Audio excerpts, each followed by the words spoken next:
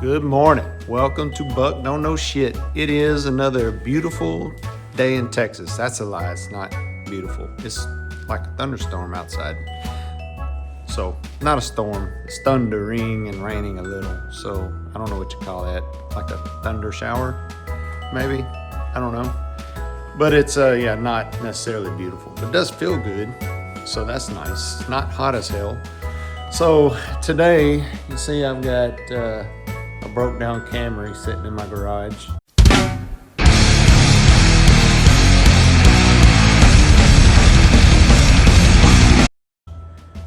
Not supposed to be like this. I was supposed to have a part yesterday afternoon come in and have this thing back out of the garage, but I'd already taken the power steering hose off, then found out that I wasn't getting it last night or yesterday afternoon. So I wasn't going to put the old one back on to back it out. So everybody's cars are, including the Thunderbird, are outside. So that's just the way it is. So the Camry slept in the garage last night. All the other cars stayed outside and are getting rained on now. So fortunately for me, I have windows in the Thunderbird. So that's good. It's good. Get to test her out, see if she stays dry during a little rain. But yeah, so this morning should have the hose 9-ish o'clock. And then I got to bring Carly to work because her car is broke down, and I'm not quite ready to send her off in the Thunderbird yet. I mean, I think it would make it, and it is legal to drive, and it has seat belts and mirrors and everything now. But I have not taken it out of the neighborhood even yet. So yeah, and there is some exhaust issues. I will admit there's something going on with the steering, and it does drag slightly coming out of my driveway in one spot. Pretty sure I know where it's at, and it would be hard to fix. So yeah, I'm really leaning towards bringing it to an exhaust muffler shop and just getting it done correctly. I don't know. Yeah, kind of upset with myself about the exhaust. It's just not wasted so much time.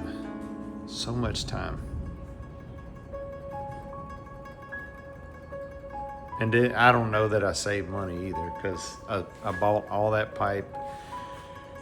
I mean, let me back up. I did save money. I did. Because I know it doing what I did, stainless, 3-inch, it would have been a couple $1,000s, and I didn't spend that much money. Probably spent less than $1,000, I would say, on the pipe and the mufflers. I think the mufflers were a couple $100 each, something like that. I'd have to look again. $150 each. They weren't necessarily cheap. And then the pipe, probably spent $700-800, I would say. And then like 9-10 days of my life doing that. So long days. Yeah, so I don't know. Enough about that. But yeah, today, gonna get this Camry fixed. I should have that part this morning. But realistically, probably won't get to work on it till after I bring Carly to school, I'm thinking. Or not to school, to work. Maybe it'll be in here in a little while. Perfect world, I'll get it in the next 30 minutes, get it put back on, have the car ready before 11 o'clock, and she can drive herself to work. But I don't think that's gonna happen. It isn't really much to it. It's hard to get to everything. It is, because it's in the back of the engine, basically. It comes out over here to the pump, but 2 brackets back there behind the engine aren't easy to get to. And then you got to get under the car and disconnect it from the rack and pinion, right? So it's 2 fittings, 2 connections. That's easy. It's the brackets is what is the pain in the butt to get to. So, and I would say the fittings aren't necessarily easy to get to either. The one on the power steering pump is, yeah. You can get to it with extensions and sockets. So actually to like loosen it and tighten it. I didn't do a video on it. There's like a great video I saw a guy that I watched. And yeah, I don't know. I probably could have, probably should have, but I didn't. So I was in the mode of I want to get this knocked out. I don't want to be stopping filming little things like that. So didn't film it. But that's what I've been working on. The Camry a little bit yesterday afternoon. I did. So we got the window switches working in the car. I do still have the passenger window that's a little ornery, getting stuck. I think because of the gear has one of those spring type gears and they tend to get in a bind, and yeah, they just get stuck. That's all there is to say about it. So got to get that, and it's not a big deal. You basically just loosen all the bolts in the regulator and the door, and it gets loose enough to where it'll finally bump, and then you can kind of work it again. But the problem is then you got to readjust everything you did, you know, getting it's the windows have been very frustrating, but we'll get it. The driver's side's working great now. The motor I got from James English at I think it's Thunderbird Solutions. It works great. That window does not get in a bind. It has not locked up on me one time. That one hasn't. The other three windows all lock up on me at times. The rear quarter panel, I did change the gear in it to the puck type, and hopefully it will work better. I haven't really. I got it up, got it in position, and I've left it alone. That's kind of where I'm at with the rear quarter windows. They may just not work, or you know, I don't want to take them in and out anymore. I am tired of, because I'll get them working, they go up and down, and then they hit either up or down too hard, and then they're stuck. So I'm tired of taking them in and out, and because those a lot of times you got to take everything out to get it free again.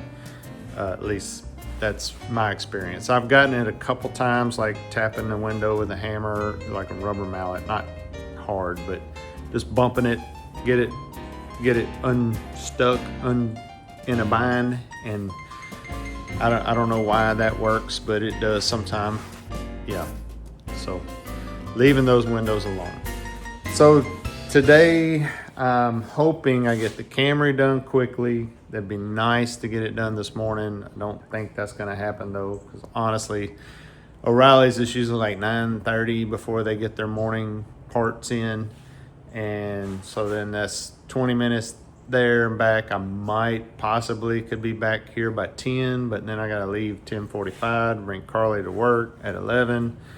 And then, you know, I'm gonna go to Wiener Schnitzel because it's lunchtime, and probably go to Walmart, get some beer, get some coffee, a few things I need. And so then it's gonna be noon, and then I will get the part back in. Probably take me an hour, honestly. Yeah, I mean, I have the other one off completely. Everything's ready to go. Got my tools still laying on the floor. Everything's ready. So it's two connections, 2 brackets, a couple of sensors got to plug back in, or one sensor you got to plug back in, one you got to attach back to the bracket, and that's it. It's not that hard.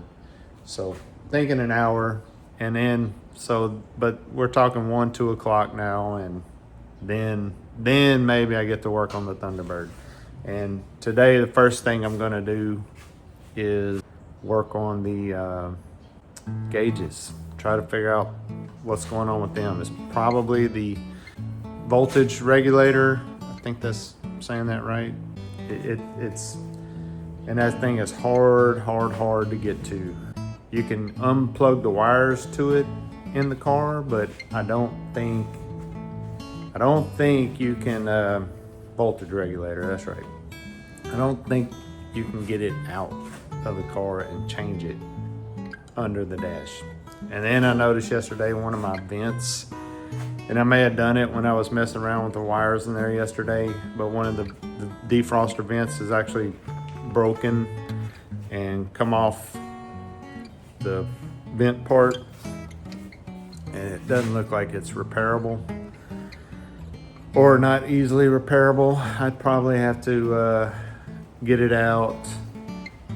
It's like the little clip where it actually bolts to the top of the dash, that it broke away from that. So, and I want that to work correctly. I guess where I'm going with this is I may have to end up taking the dash back out. So, which I do not want to do. But I want everything to work correctly. And it may give me a chance to kind of reassess a few wires. Like one, I've got my heater, or my blower. I'm pointing at the Camry, like, yeah. On the Thunderbird is over there. The blower, there's 2 wires that go back into the firewall with it. They're not plugged into anything, and I have not found what they plug into. I haven't done a whole lot of like real hard looking for them yet, but didn't see it right off the bat either though. I was gonna go like trace those color wires and stuff and try to find them, but I mean, it won't be hard. I'll figure it out, but there's just little things like that that I need to kind of reassess, but that does mean I'd have to unplug the dash wiring harness to the main wiring harness again, and there's probably other little connections and little things, and yeah, it's not easy. Think I have to do it though. So anyway, all right, that's it. I'm talking. I need to go check my emails and see if O'Reilly's has contacted me yet or told me the part's ready.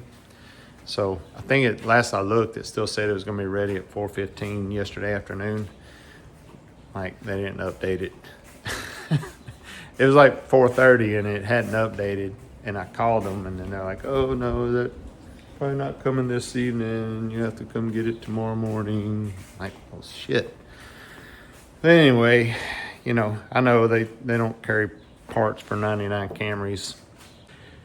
It was a long shot that I was going, because I ordered it yesterday, because, well, that's, yeah, the one that I bought off of Rock Auto was wrong. It has this fitting, which they had the other kind, and I selected this. I did. It wasn't like they sent me the wrong thing, but and they had the ones that looked more like what mine looks like. Which mine? There's mine right there on the ground. You can see it does not have that.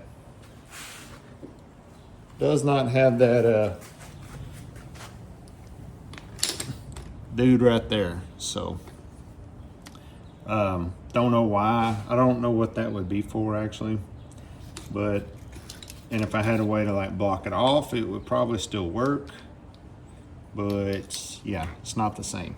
So it was like it was cheap, like $22, $23, something like that. So anyway, it's going in the trash, but more wasted money. And I did buy the rack and pinion for this car, and that was something that I regret now. I should have, when I saw that it was still leaking, although the leak had slowed down and it was dripping on stuff and getting on the exhaust and smoking, I should have got the car at that moment, brought it in, put it on jack stands, taken the wheel off, and got under there and actually looked at where it was leaking from. Because once I got Carly to turn the steering wheel, I could see it was coming from the high pressure hose right above where I had put the return line hose, where I'd fixed that, and that was leaking too.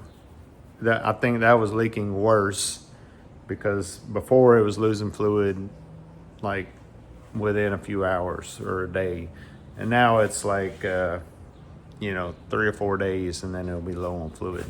So it did slow the leak down, but there's still a pretty big leak in the high pressure line.